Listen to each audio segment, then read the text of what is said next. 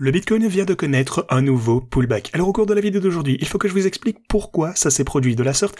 Également, il faut que je vous montre quelques graphiques que j'ai jugés extrêmement importants et intéressants qui nous indiquent tous un mouvement décisif à venir très bientôt pour le Bitcoin. Alors les gars, assurez-vous de rester dans les parages du début jusqu'à la fin de cette vidéo. Bienvenue à tous, je m'appelle Maxime et je vous apporte chaque jour des nouvelles vidéos en français sur les crypto-monnaies en vous apprenant comment vous faire de l'argent sur ce marché. Si vous êtes nouveau sur cette chaîne, alors soyez sûr de vous abonner et d'activer la cloche dès maintenant.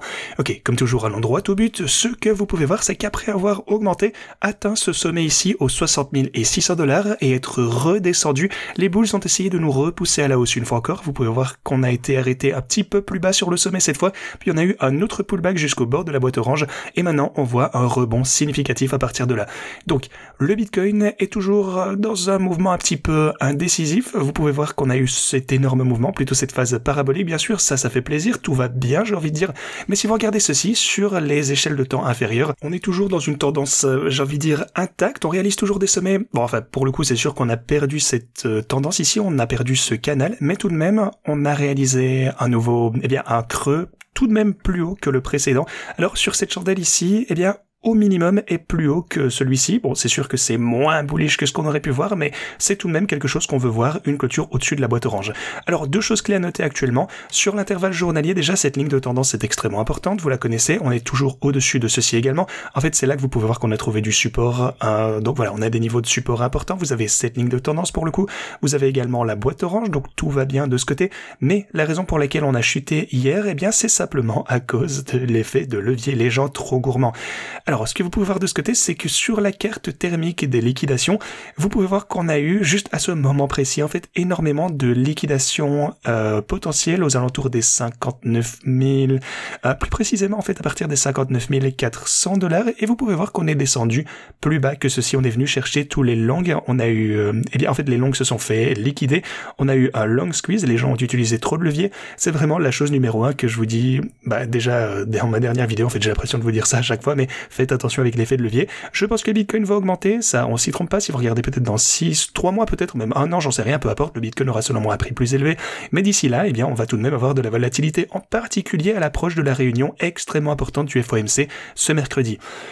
Soit dit en passant, mercredi, vous avez également le marché qui évalue une probabilité de 59% que la Fed réduise les taux d'intérêt de 0,5%. Les gars, rappelez-vous qu'il y a quelques jours à peine, on était à 13% de probabilité de voir 50 points de base, donc le marché devient extrêmement optimiste en ce moment, ce qui signifie que les gens, tradent certainement en fonction de ceci, donc les gens utilisent trop d'effets de levier, les gens s'attendent à de bonnes nouvelles, quoi qu'il en soit, alors même si le marché est bullish, il y a juste un peu trop de spéculation à mon goût, quoi qu'il arrive mercredi, finalement maintenant, même si on voit une augmentation de 0,5%, on pourrait tout de même voir un pullback parce que ça pourrait être un événement sell de news.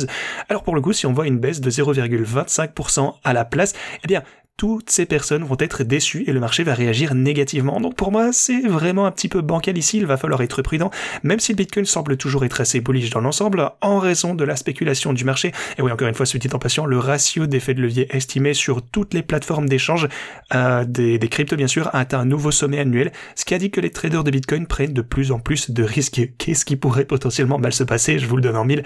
Les gens prennent trop d'effets de levier actuellement, ce qui signifie malheureusement que même si vous avez raison, les gars, même si vous prenez un bon pari et que le marché remonte, vous pourriez avoir des replis avant ceci, et les gens qui prennent trop d'effets de levier, ils se feront liquider avant que leur trade ne passe en profit.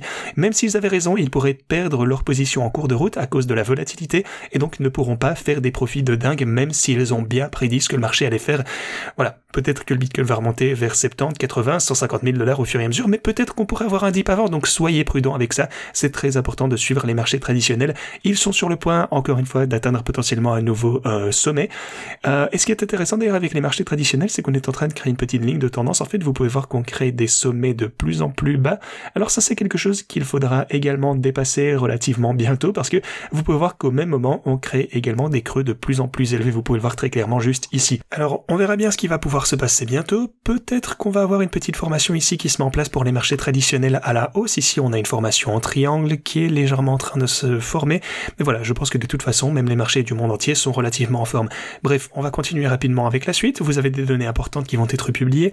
Cette semaine, ça va être une semaine vraiment décisive. On a les ventes au détail pour les États-Unis, mois après mois.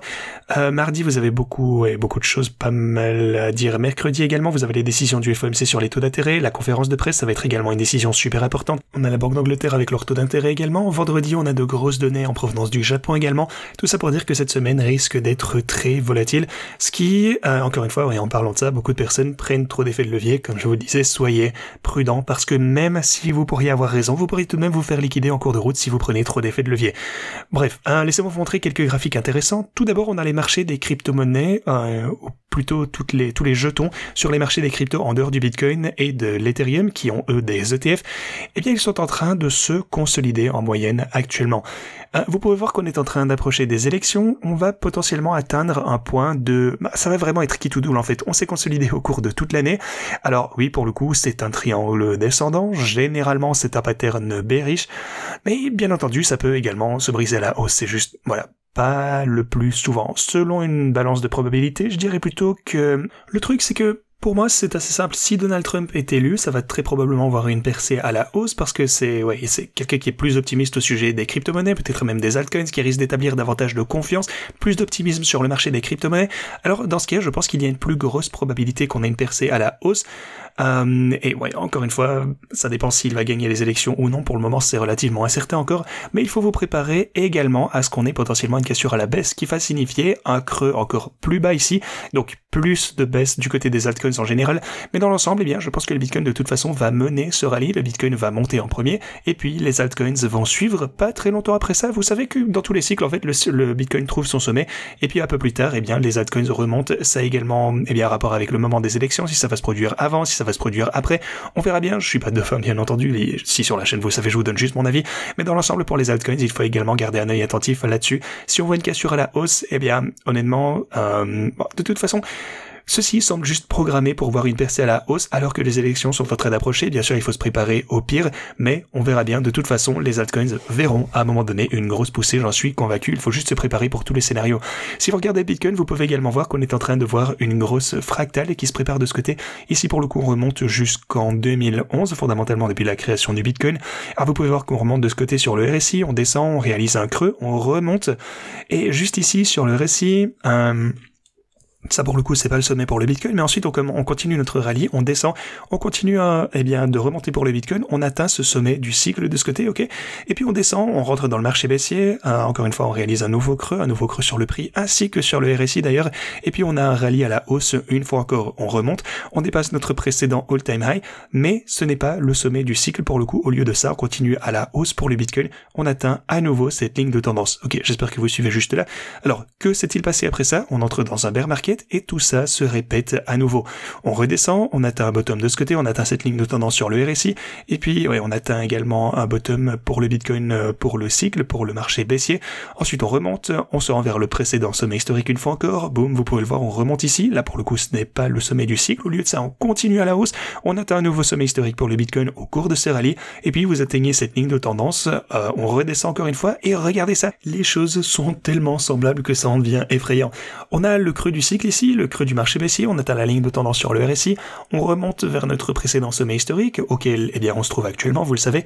Pour le coup, on est au même point sur le RSI, auquel on se trouvait durant les cycles précédents. Regardez ceci, regardez de ce côté, regardez ça, encore une fois. Et oui, regardez celui-ci. Alors, les dernières fois, on était dans le même type de fractal, on a continué notre ascension. Vous avez, on a atteint cette ligne de tendance juste ici, et on atteint un énorme sommet historique pour le Bitcoin. Voilà, tout ça pour dire que selon moi, les mois à venir vont être énormes pour le Bitcoin. Bien sûr, si ça se passe de la même manière, ce qui selon moi risque de se passer. Ici, c'est sur le graphe mensuel d'ailleurs, donc ça nous prendra plusieurs mois d'action bullish, bien sûr, encore une fois, selon cette fractale. Alors, ceci dit, pour le coup, je vous ai parlé de l'élection, je vous ai parlé de Donald Trump, et vous pouvez voir, oui, soit dit en passant, vous avez sûrement vu ça sur Twitter, on a eu une autre tentative d'assassinat hier contre Trump. La dernière fois que ça s'est passé, les chances de Donald Trump ont fortement augmenté.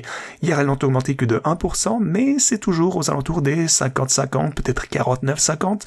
Donc voilà, c'est vraiment pareil ici, on va voir si ça va pouvoir affecter le résultat du marché des crypto-monnaies également. La dernière fois, ça a été le cas, mais voilà, au plus court terme, je devrais dire dire que ça pourrait avoir un petit effet, mais plus au long terme, quoi qu'il en soit. Je vous ai également montré que, au long terme, eh bien, pendant quelques vidéos, je vous ai montré que peu importe qui remporte l'élection, ça conduit généralement à de l'impression monétaire. Finalement, c'est juste plus bullish si c'est Trump, mais ça ne changera pas vraiment l'avenir des cryptos en soi, je pense. Ça conduit juste à une grosse hausse des marchés. Voilà. Peu importe qui gagne, mais la victoire de Donald Trump sera beaucoup plus positive, je pense, pour le court terme en tout cas. Ceci dit, j'espère que vous avez apprécié cette vidéo, c'est tout ce que j'avais aujourd'hui, et moi je vous dis à la prochaine.